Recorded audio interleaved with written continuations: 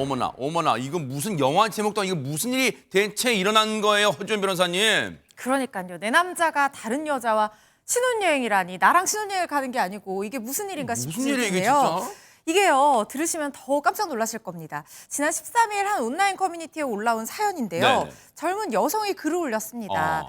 지난 4월에 네. 한 남성이 자기한테 전화번호를 물어보면서 관심을 표했다는 거예요. 어. 그래서 자기도 마음에 들어서 두 사람이 연인 관계로 발전을 하게 됐다고 어. 합니다.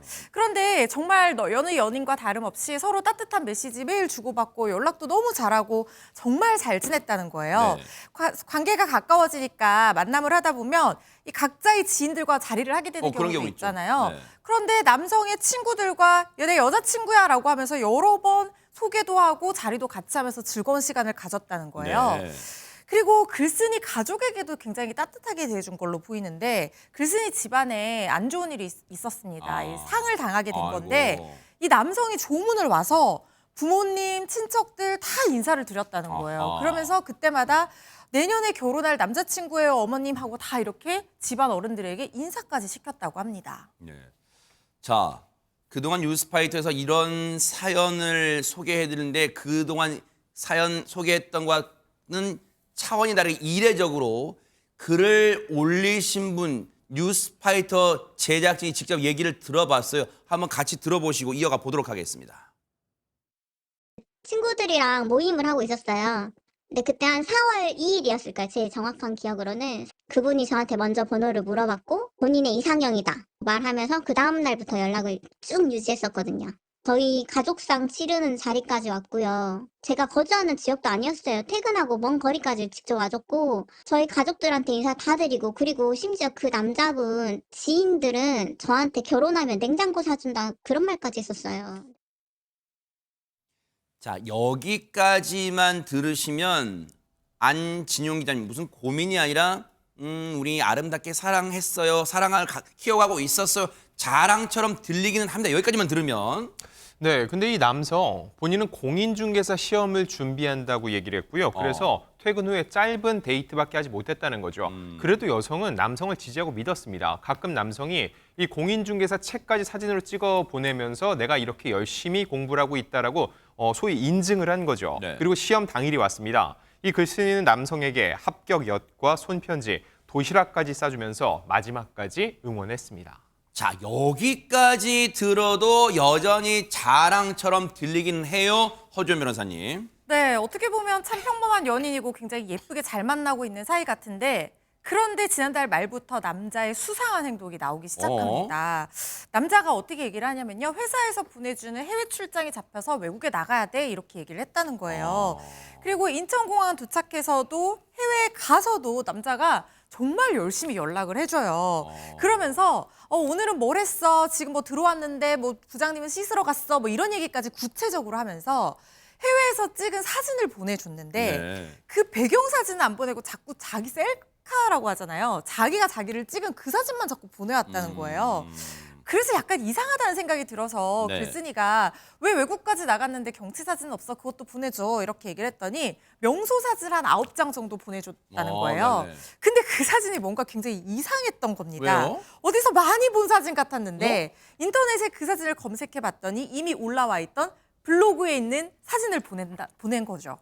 하하, 이제 여기서 또 뭔가 이제 사연을 들어보니까 스텝이 꼬여가는 느낌인데, 아니 그러면 최진봉 교수님, 남자친구가 해외를 안 갔나 봐요? 안 갔습니다. 이거 황당하지 않습니까? 어머나. 그러니까 거짓말을 한 거죠, 사실은. 그래서 이 여자분이 너무 이상하잖아요. 블로그에 올라온 사진을 보내고 자기 얼굴 사진만 찍어서 보내고 그래서 직접 회사에 찾아가 봅니다. 찾아갔는데 거기서 놀라운 소식을 듣게 됩니다. 뭘까요? 최근에 이 남성이 결혼을 했다는 겁니다. 네? 이 여자 입장 얼마나 황당무계하겠어요. 그리고 이제 얘기를 들어보니 공인중개사 시험 봤다고 했던 날 있잖아요. 네. 그날이 바로 결혼식 날이었어요. 그러니까 결혼식 하니까 못 만나니까 대박 공인중개사 사건. 시험 본다고 거짓말하고. 어머나. 그리고 해외 출장 간다고 그랬잖아요. 네. 그날이 바로 신혼여행 가는 날이었어요.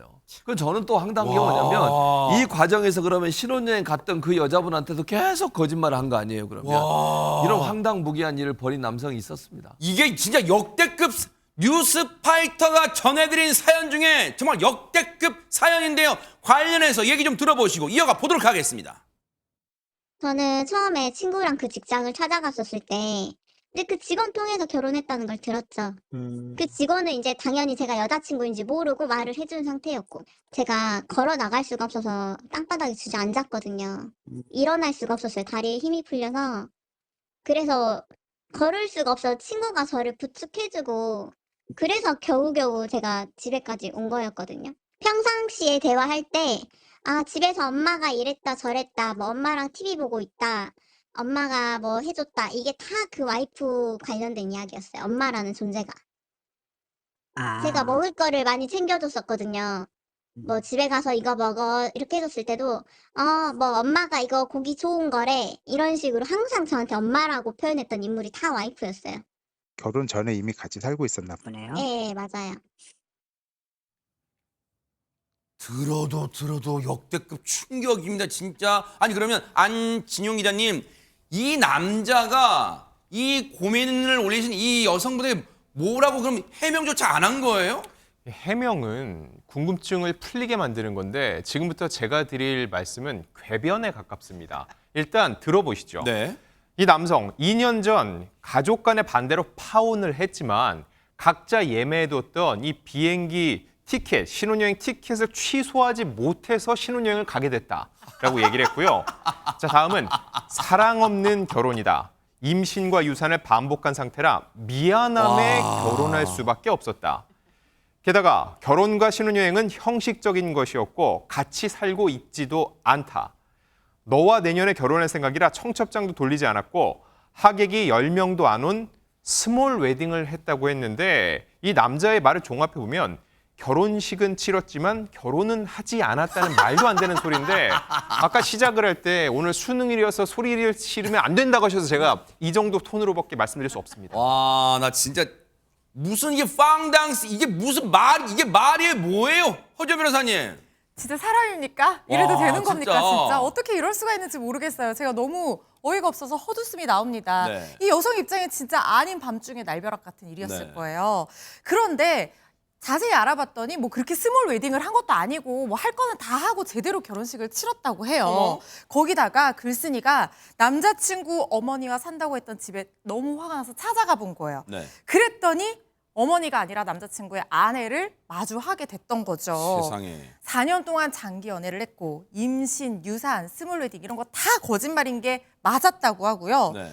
그래서 글쓴이가 너무 어이가 없어서 당신도 어떻게 보면 속은 거일 수 있다. 그래서 남자친구의 아내라는 그 사람에게 그동안 자기와 나눴던 모든 메신저 대화 내역과 녹취록을 전달을 해줬다고 합니다.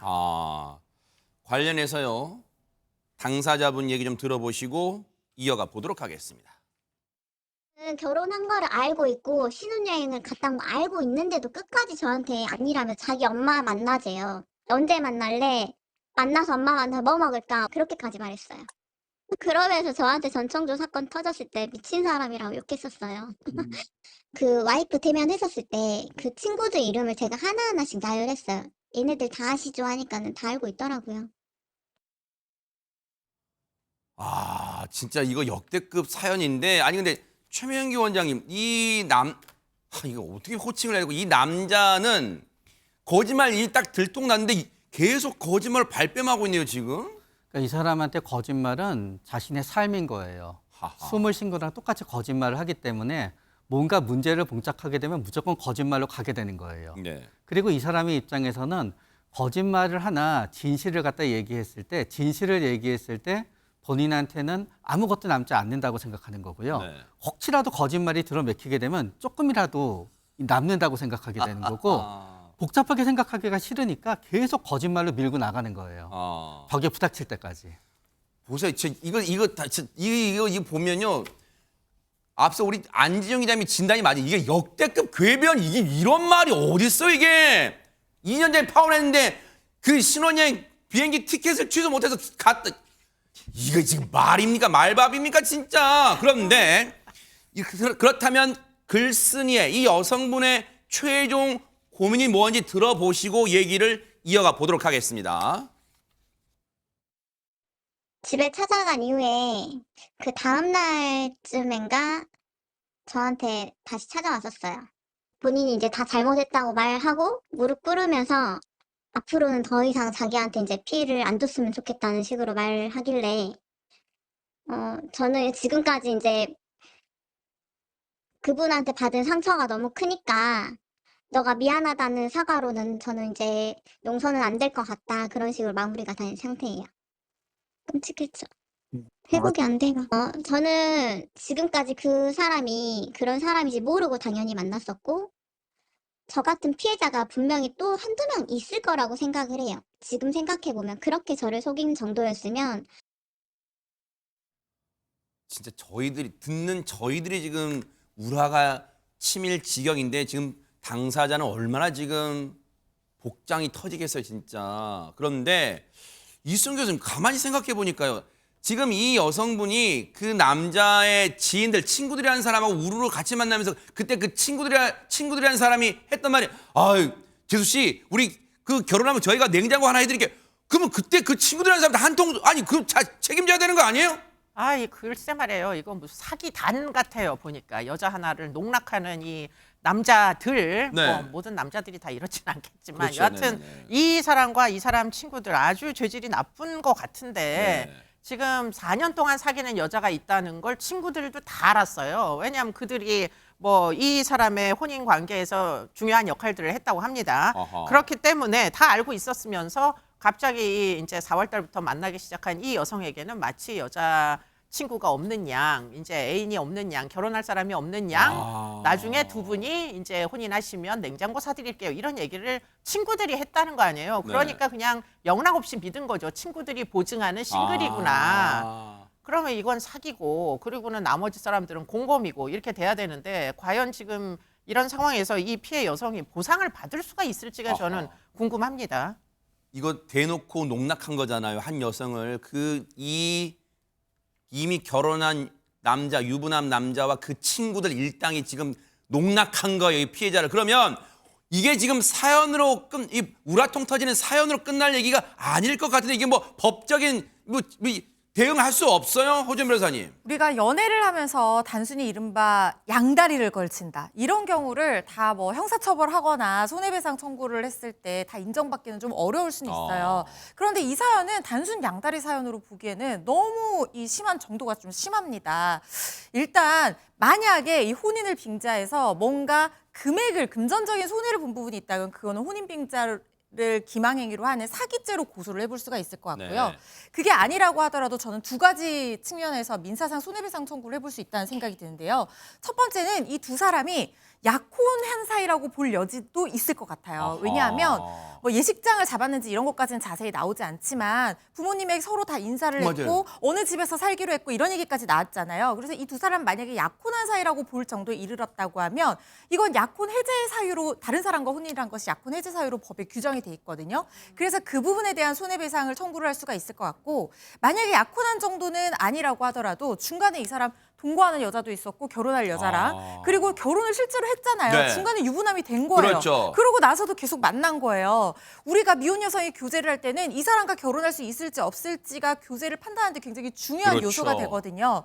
이거는 유부남을 속인 거는 성적 자기결정권을 침해했다고 봐서 어허. 손해배상 청구의 대상이 될 수 있을 걸로 보입니다.